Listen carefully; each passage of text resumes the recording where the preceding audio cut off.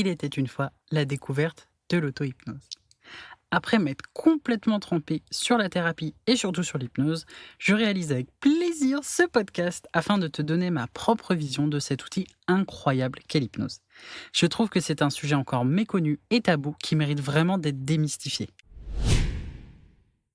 Étant très curieuse de découvrir davantage de choses sur mes émotions et mon cerveau, j'expérimente de nombreuses techniques sur moi, notamment l'auto-hypnose. Alors, si tu ne t'y connais pas en hypnose, je t'invite à aller regarder mon épisode consacré à l'hypnose et à sa définition. Certains pratiquent cette dernière, notamment l'auto-hypnose, pour se détendre et s'apaiser. Moi, je l'utilise pour poursuivre ma thérapie. Et j'avoue, tout ce que je découvre sur moi, je trouve cela passionnant. Alors, si tu ne me connais pas, moi c'est Pauline et je suis maître praticien en hypnose. J'accompagne les personnes qui subissent les tourments de leur vie au point de ne plus trouver le sommeil. Afin de démocratiser ce magnifique outil qu'est l'hypnose, je te partage mes propres séances que j'effectue en auto-hypnose. J'ai toujours plusieurs thérapeutes, mais je trouve que mes auto-hypnoses, c'est-à-dire des séances où je ne suis pas accompagné par un praticien, sont d'une richesse incroyable. Tu observeras d'ailleurs qu'après plusieurs épisodes, la précision, la finesse et les messages de mes séances sont bien plus clairs. C'est un peu comme un artiste qui dessine. Ses premiers dessins seront assez grossiers, le temps de trouver sa signature. Eh bien, mes auto-hypnoses, c'est exactement la même chose. Plus le temps passe, plus elles s'affinent. Je te mets en garde cependant. Mon histoire est à écouter en étant installé confortablement. Ne l'écoute pas en voiture, car il est possible que tu partes légèrement en transe. Donc je préfère que tu fasses ça chez toi, pour le bien commun. D'ailleurs, il se peut que tu aies quelques émotions, c'est complètement ok. Accueille-les avec bienveillance. Elles peuvent témoigner de ton empathie, comme faire écho à ta propre histoire. Ce n'est pas grave en soi, tu as probablement quelques sujets à travailler. Alors, trouve un coin tranquille. Et d'ailleurs, pour terminer, je te conseille vivement d'utiliser des écouteurs, car c'est plus facile pour se plonger dans l'histoire. Allez, c'est parti, et bienvenue sur le Chat d'Or. Et si cela t'a plu, n'hésite pas à t'abonner et à partager au maximum mon émission Le Chat d'Or. Et bien évidemment, si tu souhaites travailler avec moi, tu me trouveras sur les réseaux, les liens sont dans ma description. Et n'oublie pas, mieux vaut boiter sur le bon chemin que courir sur le mauvais.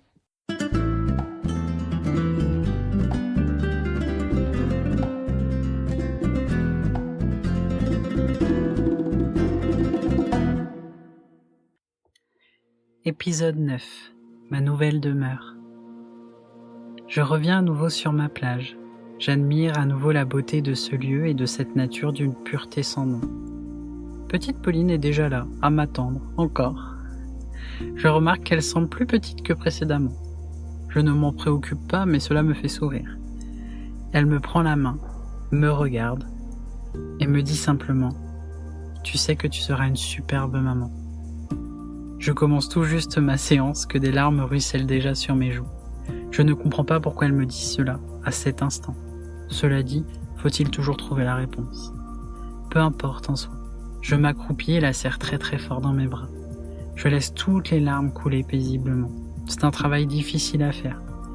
Pourtant, lorsque tu apprends à accueillir l'émotion telle qu'elle est, c'est d'une tendre bienveillance. Après m'être gentiment épongé, et le mot est justement choisi, je remarque qu'un joli bar dansant sur pilotis est installé dans l'eau. C'est splendide. J'entends déjà les rythmes. Cela me donne envie de me déhancher. J'aime tellement danser. J'attrape petite Pauline pour aller sur la piste. On s'est vraiment amusé, sans se poser de questions, simplement par plaisir. En allant me reposer, je remarque que toutes les Paulines possèdent une maison, bien à elles, même petite Pauline. Je suis la seule finalement à ne pas en avoir. Alors dans un sens, c'est assez comique puisque je suis à l'intérieur de moi. Mais je veux faire les choses correctement. Et puis, j'accepte volontiers la complexité qui m'anime lorsque j'essaye d'être bienveillante avec moi-même. Alors, au bout de la piste, j'installe un bureau pour travailler avec une magnifique vue sur la falaise, les rochers, l'océan, le soleil et les animaux. Pendant que je m'installe, je regarde l'ensemble des Paulines s'amuser. C'est touchant et sympathique. J'en profite d'ailleurs pour les rejoindre afin qu'on soit toutes réunies. En dansant, un souvenir me revient. J'avais promis à Mathias de lui apprendre à danser. Rien d'extravagant techniquement, simplement quelques déhanchés sur un bon petit zouk. Bien évidemment, les larmes arrivent lors de ce souvenir. C'est parfois épuisant de pleurer autant. Et pourtant, une partie de moi est contente, car cela témoigne aussi de l'importance qu'il a eu pour moi. Au moment où ce souvenir me traverse, Mathias apparaît sur la piste de danse. Je l'invite donc volontiers à danser, à défaut d'avoir pu le faire de son vivant. On en profite pour discuter. Le sentiment de culpabilité revient, encore et encore, inlassablement. Je radote encore et encore mes souffrances. Ce n'est pas grave en soi, je radoterai tant que j'en aurai besoin. Je m'en veux de lui en avoir voulu d'avoir baissé les bras. A-t-il vraiment baissé les bras dans le fond ? Je n'aurai jamais ces réponses et je dois l'accepter. Cela dit, il est plus dur pour moi de me pardonner. Il me regarde et sourit. Je comprends qu'il rit face à la complexité de mes émotions et de mes réflexions et m'écoute patiemment. Je suis en lutte avec moi-même, simplement. Puis il me demande, me préfères-tu vivant et malheureux ? La colère m'envahit. C'est trop facile comme argument. Qu'est-ce qui m'assure de son bonheur d'ailleurs, ou de son malheur ? Et puis je ne suis pas d'accord sur le sujet de toute façon. À ce moment, j'ai d'ailleurs ressenti la limite de mes auto-hypnoses. Étant le praticien et la cliente, lors de conflits, ce n'est pas évident. Cela dit, je découvre tellement de merveilles que je poursuis mes petites séances avec plaisir. Les sujets véritablement épineux seront travaillés ultérieurement avec mes thérapeutes, même si je n'en ressens plus le besoin depuis quelque temps. Après que la colère se soit évanouie, Mathias me présente son père, décédé lorsqu'il était tout jeune.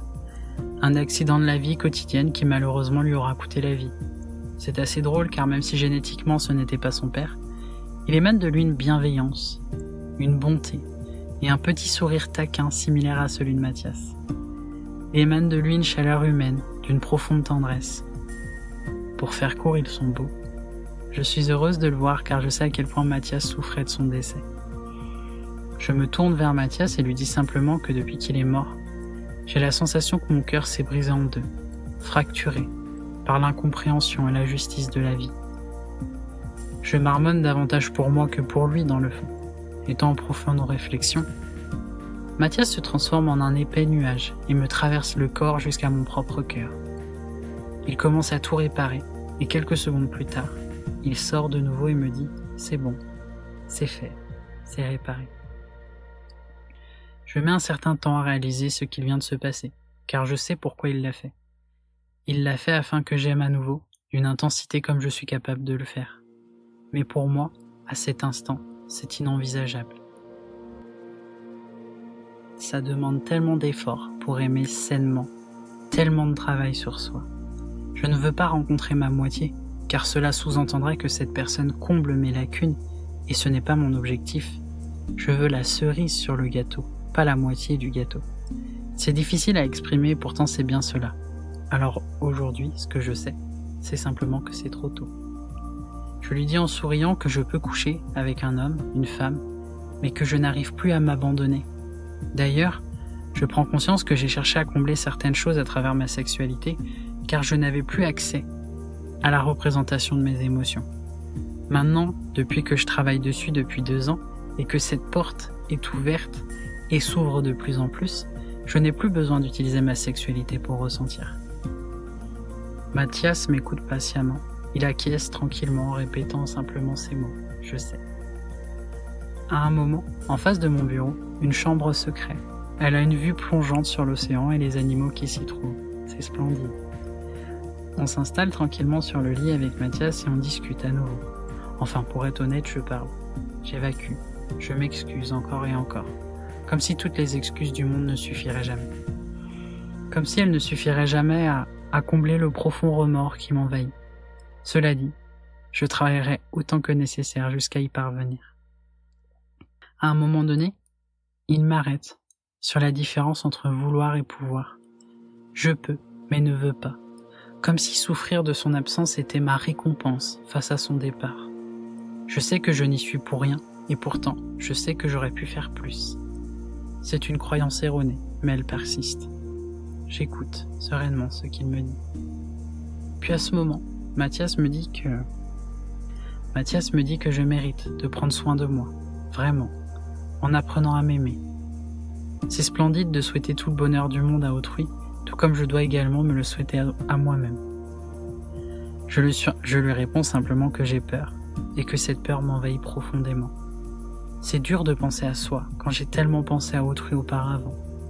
Peur de réussir avant même d'envisager la peur de l'échec. C'est très paradoxal et pourtant c'est ce que je ressens à l'instant T.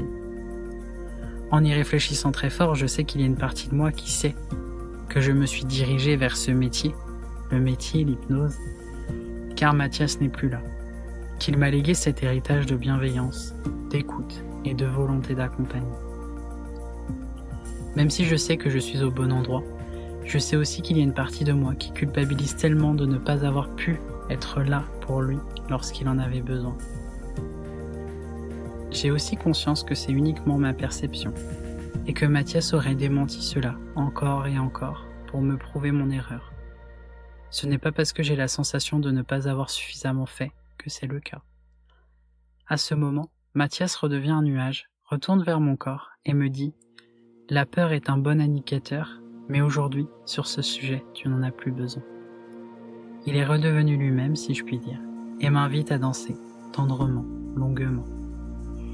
Je sais que tout cela n'est pas résolu, mais les dizaines de minutes où j'ai pleuré, interminablement, ont pu soulager bon nombre de mes souffrances. Même si tout se passe à l'intérieur de moi, et que cela peut sembler fictif, je m'en moque. Je souhaite simplement aller mieux.